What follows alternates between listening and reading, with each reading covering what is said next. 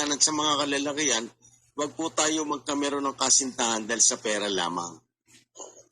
Hindi po ba maliwanag yun, Brother Ranso? Okay? Ikaw, Brother Ranso, ikaw magpaliwanag. Pwede nga, ano? Sige, ano Brother yun, Ranso. no? Alam kasi ng mga vloggers na ako magpalipad. Palipad. Oo.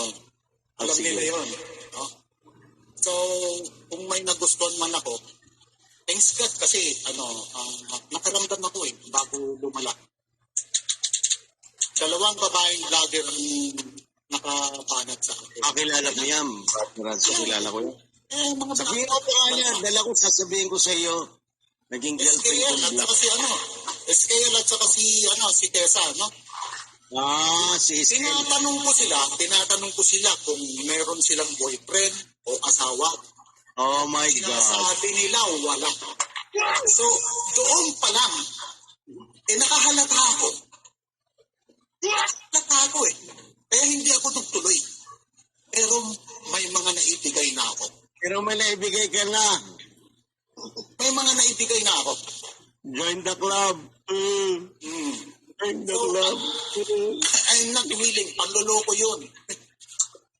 So, naloko na ako. Kinalako yung sinabi mo. Hinalapatan ko lang.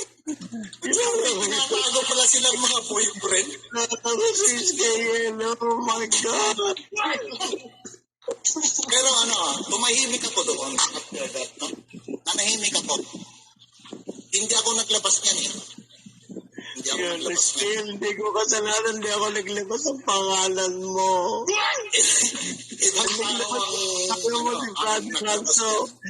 Dati ko pala siyang karibal. Si Admin na. Pero, Brother Ranso, kilala mo ba si Glowing 81, Admin Lovely, Admin Hilda?